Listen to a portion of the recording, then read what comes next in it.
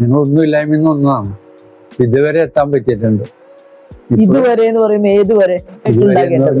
എന്റെ ഭാര്യ ചെയ്യുന്നത് ചെയ്തു എന്ന് പറയാനുള്ള ഒരു സന്മനസ്, ആ പ്രൊമോഷനാണ് വീണ്ടും വീണ്ടും കുതിക്കാനുള്ള ശക്തി ഒരു ഭാര്യയ്ക്ക് കൊടുക്കുന്നത്.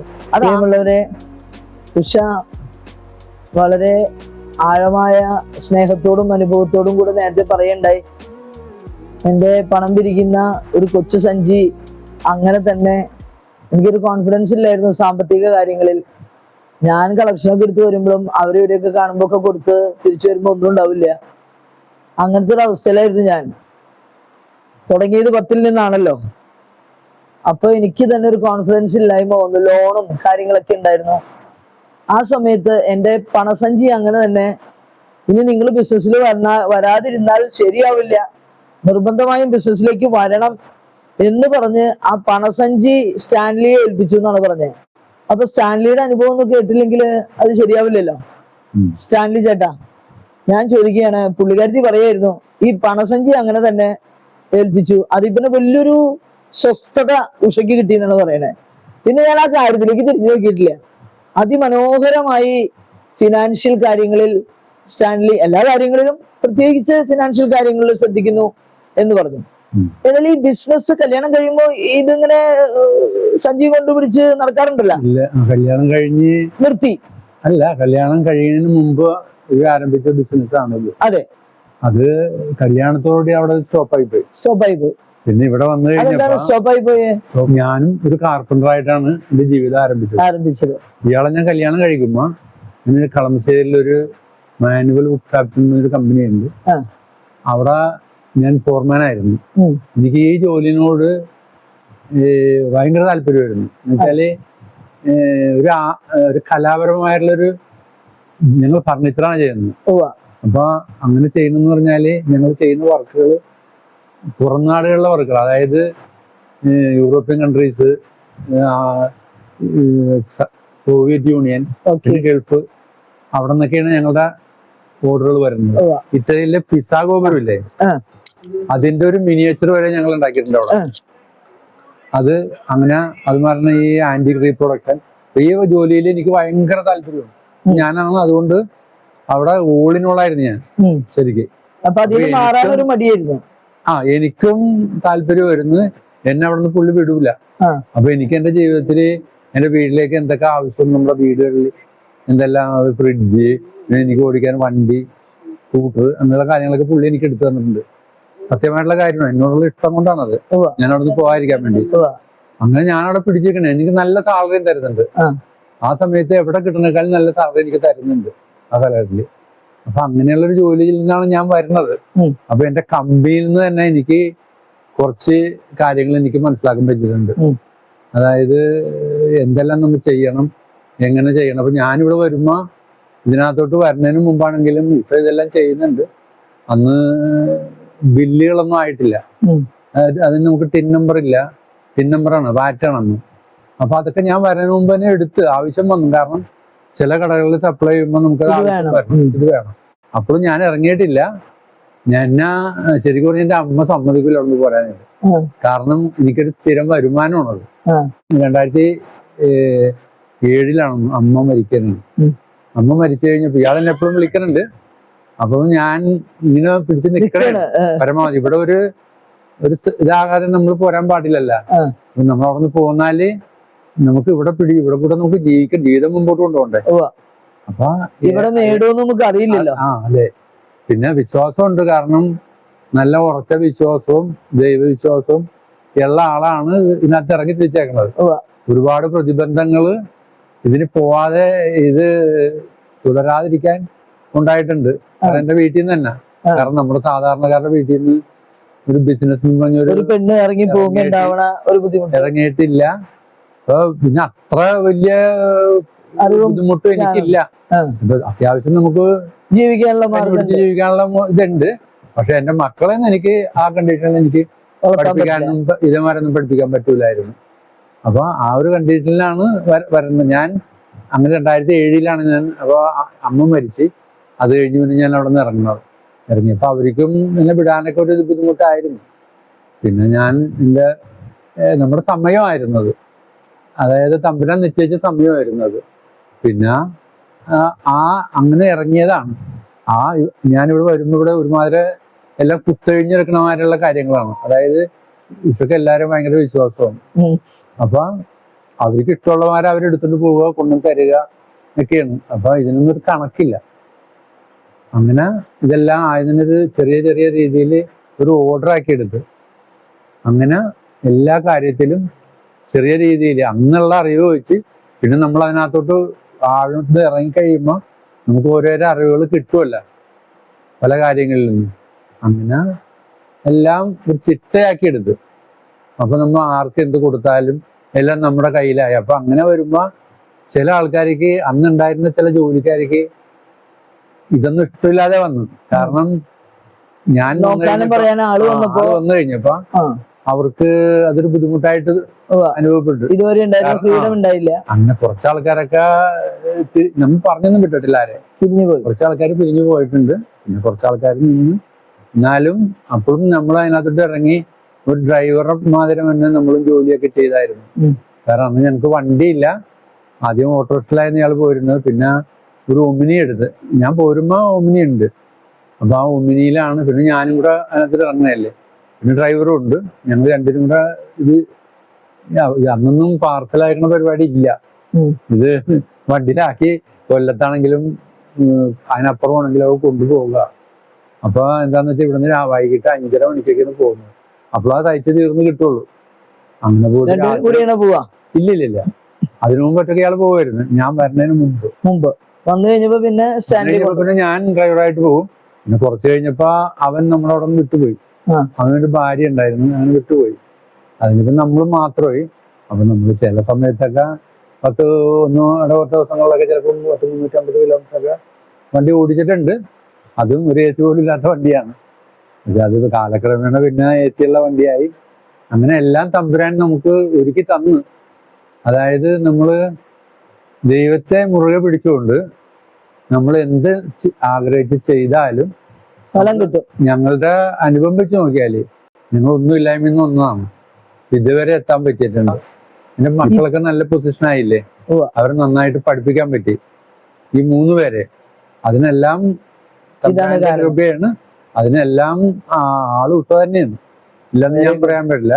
ഉഷ തുടങ്ങിയ ഈ സംരംഭം കൊണ്ട് എല്ലാ ഭർത്താക്കന്മാരോടുമായിട്ട് പറയാനുണ്ട്, ഉഷ തുടങ്ങിയ സംരംഭം എന്ന് 2-3 തവണ സ്റ്റാൻലി ഓർമ്മിപ്പിക്കുകയായിരുന്നു. സാധാരണഗതിയിൽ കുടുംബ ജീവിതത്തിൽ നമ്മൾ കാണുന്ന ഒരു പോര്, ഭാര്യ ചെയ്ത കാര്യം ഭർത്താവ് അംഗീകരിക്കുക, ഭർത്താവ് ചെയ്ത കാര്യം ഭാര്യ അംഗീകരിക്കുക.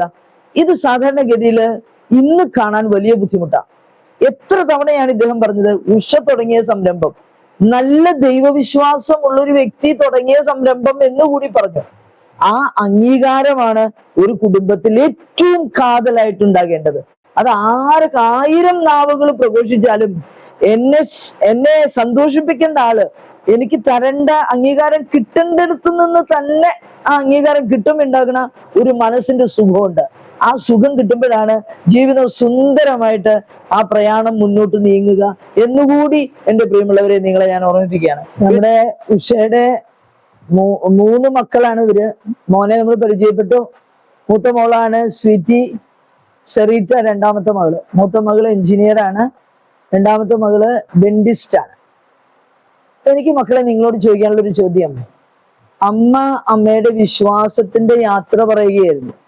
മാതാവിൽ നിന്ന് ഈശോയിലേക്ക്, ഈശോയിൽ നിന്ന് ദൈവത്തിലേക്ക് ഉള്ള വിശ്വാസത്തിന്റെ ഒരു യാത്രയിലാണ് ഈ ബിസിനസ് വളർന്നതെന്ന് അമ്മ പറയണ്ടായി.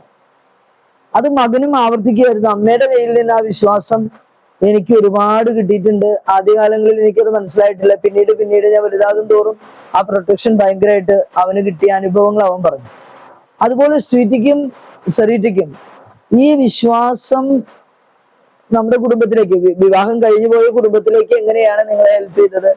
നിങ്ങളുടെ ദാമ്പത്യ ജീവിതത്തെ കുറെ കൂടി സ്ട്രെങ്തൻ ചെയ്യാനായിട്ട് എങ്ങനെ ഹെൽപ്പ് ചെയ്തു?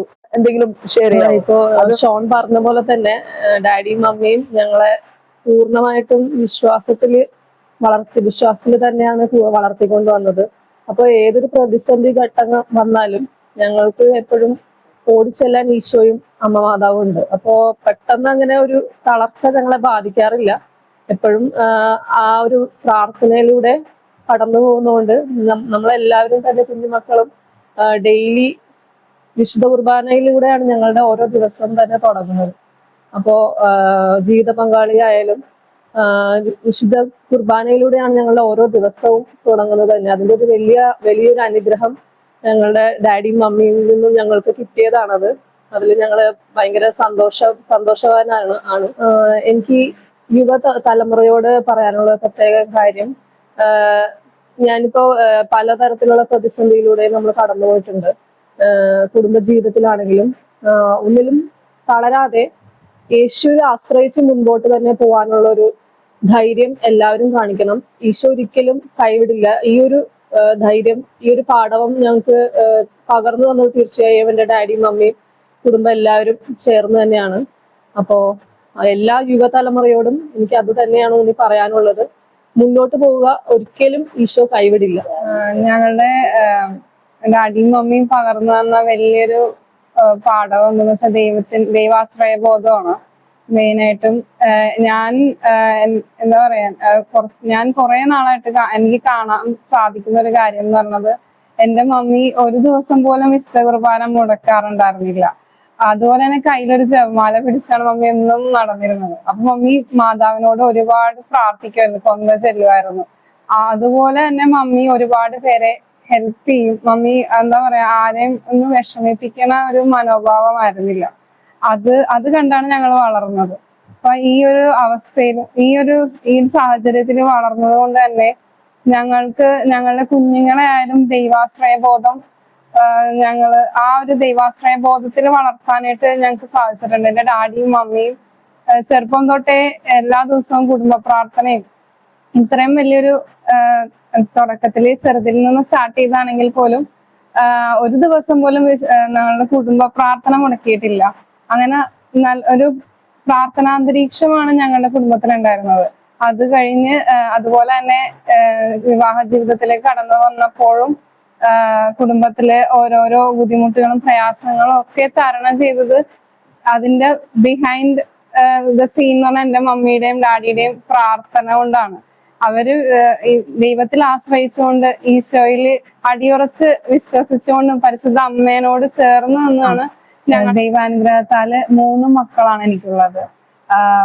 ഞാൻ പ്രൊഫഷൻ വൈസ് ഒരു എഞ്ചിനീയറിംഗ് ഗ്രാജുവേറ്റ് ആണ്. എന്നാലും കുഞ്ഞുങ്ങളെ വളർത്തിയെടുക്കുന്നത് ഒരു വലിയൊരു ദൈവത്തിൽ നിന്ന് സ്വീകരിച്ച വലിയൊരു കടമയാണെന്നുള്ളത് കൊണ്ട് തന്നെ ഞാൻ അതിന് കൂടുതൽ പ്രാധാന്യം കൊടുത്തുകൊണ്ടാണ് മുന്നോട്ട് പോകുന്നത്.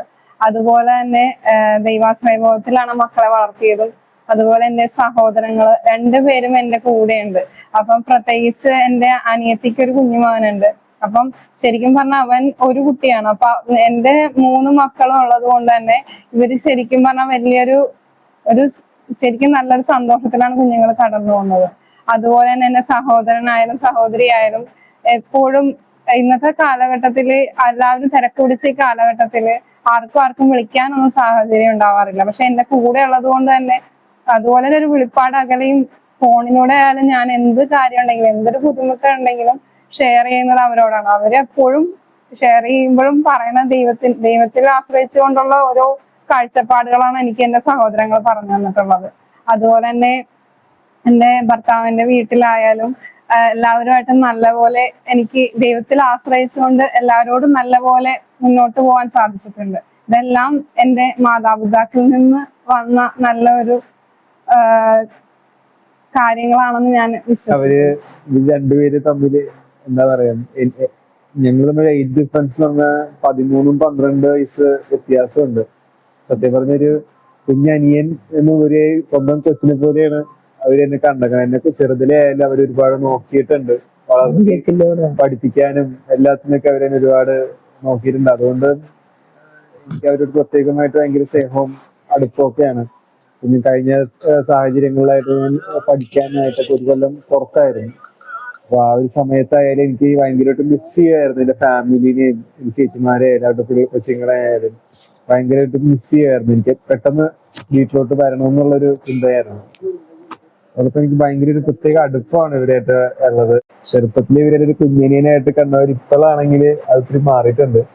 ഇപ്പൊ എനിക്ക് തോന്നുന്നൊരു ചേട്ടനായിട്ടാ കാണുന്നത്. കാരണം ഇപ്പൊ ബിസിനസിന്റെ തിരക്കിലായാലും ഇവര് എന്താവശ്യം ഉണ്ടെങ്കിൽ പോലും എന്നെയാണ് ആദ്യം വിളിക്കണത്. സമയത്ത് ഞാനിപ്പോ ഇത്ര തിരക്കായാലും മാക്സിമം ഞാൻ എത്താൻ ശ്രമിക്കാറുണ്ട് എന്റെ ഹെൽപ്പ് ചെയ്യാനായിട്ട്. അതുപോലെ ഇവരുടെ കുട്ടികളായാലും ഒന്ന് നോക്കാൻ, അവർക്ക് വിശ്വാസത്തിനെ പറ്റി പറഞ്ഞു കൊടുക്കാനൊക്കെ എനിക്ക് ദൈവത്തിന്റെ അനുഗ്രഹം കൊണ്ട് സാധിച്ചിട്ടുണ്ട്. വീണ്ടും നമുക്ക് സ്റ്റാൻലിയിലേക്ക് പോവാം. ഇയാൾ ആരംഭിച്ചൊരു സ്ഥാപനമാണ്. പിന്നെ വന്ന വഴികളില് കൈപ്പേറിയ അനുഭവങ്ങളൊക്കെ ഒത്തിരി ഉണ്ടായിട്ടുണ്ട്. ഇവിടെ നിന്ന് തയ്ച്ച് ഒരു 2 ബിഗ് ഷോപ്പറിലാക്കിയിട്ട് കടകളിൽ കൊണ്ടുപോയി കൊടുക്കാനായിട്ട് ചെല്ലണയാണല്ലോ. അപ്പൊ നല്ല പ്രായത്തില് ആള് നല്ല ഇതായതുകൊണ്ട് എനിക്കൊരു അവിശ്വാസവും ഇല്ല. ഇയാളെ പൂർണ്ണമായിട്ടും ഞാൻ വിട്ടാ ചെയ്തത്. അവിടെ അങ്ങനെ ഒരു ഇതുപോലും ഉണ്ടായി. അതായത് വീട്ടിലെ കാര്യങ്ങളൊന്നും നോക്കാൻ പറ്റാതെ വന്നിട്ടുണ്ട്. അപ്പൊ അങ്ങനെ വരുമ്പോ എന്റെ പെങ്ങളൊക്കെ വന്ന് നിന്നിട്ടുണ്ട് ഇവിടെ. അത് നമ്മ കൊണ്ടുവന്ന് നിർത്തിയിട്ട് നമുക്ക് അമ്മക്ക് ഭക്ഷണം ഉണ്ടാക്കാനും ഇതൊക്കെ ആയിട്ടൊക്കെ അവര് ഹെൽപ്പ് ചെയ്ത് തന്നിട്ടുണ്ട് ആ സമയത്ത്. ഇയാൾ ആദ്യ കാലഘട്ടങ്ങളിൽ എന്ന് വെച്ചാല് ഇയാളൊരു ചിലപ്പോ ഒരു 10 മണിക്കാ അല്ലെങ്കിൽ അതിന് താഴെ 9:30 മണിയോടൊക്കെ വരാൻ പറ്റുള്ളൂ. ഇപ്പൊ ഈ സപ്ലൈക്കും ഇയാൾ ആദ്യം പോകുമായിരുന്നു. ഞാൻ വന്നതിന് ശേഷമാണ് അതെല്ലാം. പക്ഷേ അന്ന് ഈ തുണികളൊക്കെ എടുക്കാനായിട്ട് ഒരുപാട് ബുദ്ധിമുട്ടുകൾ വന്നിട്ടുണ്ട്. ഇത് എടുക്കാനായിട്ട് ഒരുപാട് പൈസ ആവശ്യം വന്നിട്ടുണ്ട്.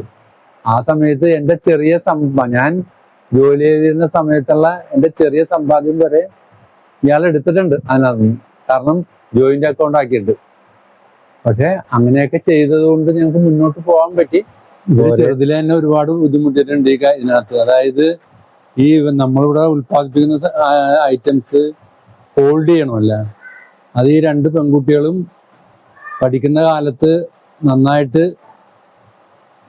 ഇതിനകത്ത് ചെയ്തിട്ടുണ്ട്.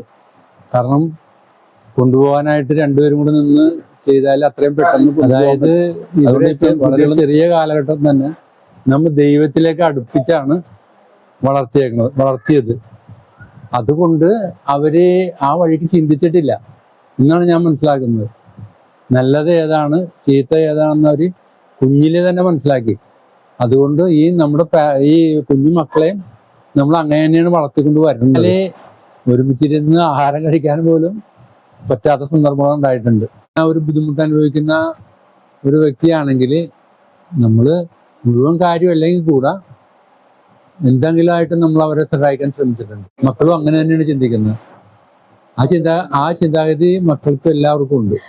നമ്മളിപ്പോൾ കണ്ട കുടുംബം ഒന്നുമില്ലായ്മയിൽ നിന്ന് വലിയ സംരംഭകരായി തീർന്ന കഥയേക്കാൾ ഉപരി അവരുടെ വളർച്ചയുടെ പിന്നിൽ ഒരു പ്രധാന കാരണം അവരുടെ ആഴമായ ദൈവവിശ്വാസവും ദൈവാശ്രയത്വവും കുടുംബത്തിന്റെ കൂട്ടായ പ്രവർത്തനവുമാണെന്ന് നമ്മൾ ഈ കേട്ടതിൽ നിന്നൊക്കെ നമുക്ക് മനസ്സിലായി.